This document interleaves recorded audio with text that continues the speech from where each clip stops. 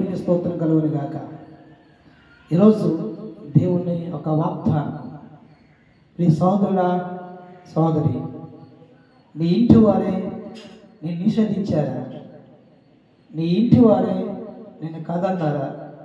నీ బంధువులు స్నేహితులు ఎవరైనా నేను కాదని నీ నిషేధించింది వారిగానే ఉన్నావా? అయితే దేవుడు నీతో మాట్లాడుతున్నాడు సోదరుడా. నీ కుటుంబంలో విలువ లేకుండా ఉన్నావా? నీ స్నేహితుల్లోను బంధువులోను నీకు విలువ లేదా? అంత నేను నిషేధించింది రాయిగా పక్కన పెట్టారా? ఒక శుభవార్త, దేవుడు కుమారుడ, ఒక శుభవార్త. దేవుని గ్రంథములో వచ్చి కీర్తన గ్రంథము 119వ కీర్తన 118వ కీర్తన 22వ వచనం. ఇల్లు కట్టువారు నిషేధించిన రాయి బోలకు తలరాయి అయ్యను. హల్లెలూయా. ఒక గృహం కట్టినప్పుడు నిషేధించిన రాయి, ఈ రాయిని పనికిరాదు అనుకున్నవారు, నీ ఇంట్లో నీ కుటుంబం అనే ఆ రాయిలో నువ్వు ఉన్నావు. నీ కుటుంబంలో నువ్వు ఒక రాయిగా ఉన్నావు. నీ కుటుంబంలో విలువ లేకుండా ఉన్నావు. కుటుంబ సభ్యులందరూ నేను నిషేధించే రాయిగా ఉంచారా? నీ వల్ల ఉపయోగం లేదని అంటున్నారా? కన్న తండ్రి, కన్న తల్లి, కన్న సహోదరులు సైతము నీ వల్ల నాకు ఉపయోగం లేదు అంటున్నారా? నిషేధించారా? నువ్వు నీతో నాకు పని లేదంటున్నారా? దేవుడు అన్నాడు, నిన్ను తలకు మూలరాయి చేస్తాడు. హల్లెలూయా.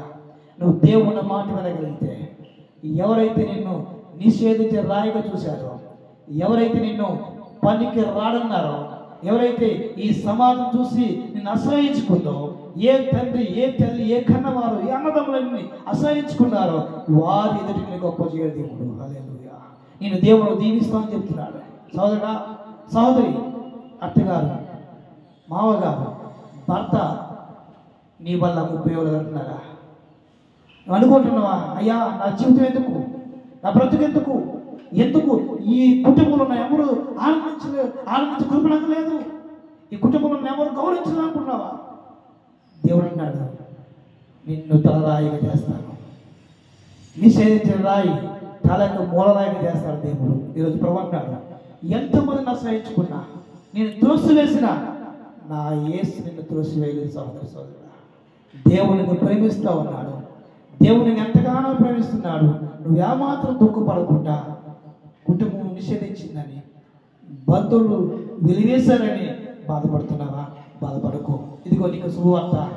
దేవుడు నిన్ను వీళ్ళందరికీ మూలరాయిగా ఉంచబోతున్నాడు. వీళ్ళందరూ తలలకి నేను గొప్పగా ఉంచబోతున్నాడు. వీళ్ళందరికీ, ఆ కుటుంబాలన్నిటికీ దేవుడిని తలగా ఉంచబోతున్నాడు. ఇదే వాగ్దానము.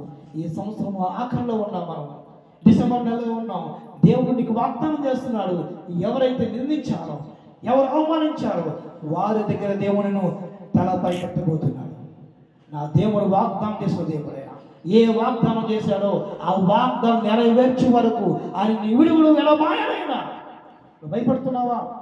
అయ్యా దేవుడు విడిచిపెట్టలేదు. దేవుడికి ఏ వాగ్దానం చేశాడో ఆ వాగ్దానం తప్పనిసరిగా నెరవేరి కుదురు రాబోతుంది.